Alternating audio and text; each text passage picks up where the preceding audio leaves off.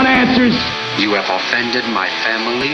I think I'm entitled. You want answers? I want the truth!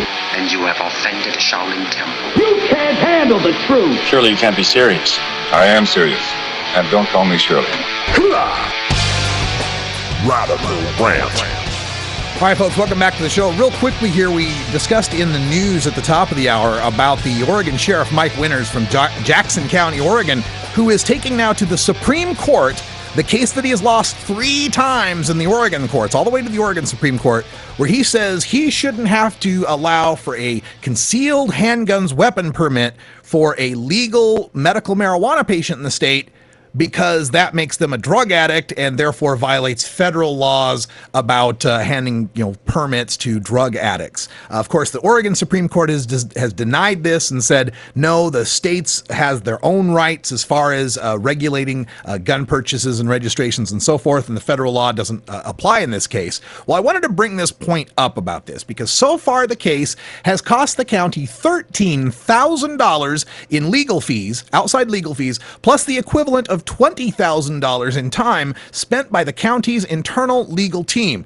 Well, I guess that's okay because Oregon governments are just rolling in dough, right? Oh, wait, no. I guess we have a projected $1.7 billion shortfall in this state. Now, yeah, I know $13,000 is just a drop in the bucket, but when you're dying of thirst, a drop shouldn't be wasted.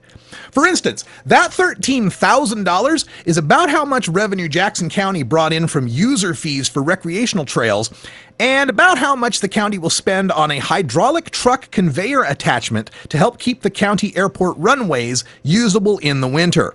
Now, also consider that Jackson County legal professionals were spending $20,000 worth of time trying to take away Second Amendment rights from sick and disabled people.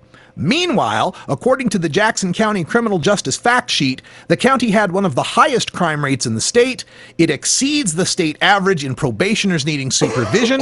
It exceeds the 75th percentile in crimes per police officer and cases per prosecutor, and has seen a 5-year decline in felony conviction rate. Could that time be better spent than on losing the same court case 3 times and appealing it to the Supreme Court? Now, I have reached out to the National Rifle Association on this one. I have yet to hear back, but have left a couple of messages. They always seem to be getting upset whenever the federal government wants to take somebody's gun away. Well, here's the perfect mix of not just the Second Amendment, but the 10th Amendment. This ought to make Charlton Heston rise from the dead to knock some sense into this sheriff. Now, who wants to bet that since marijuana's involved, they won't touch this issue with a 10-foot musket?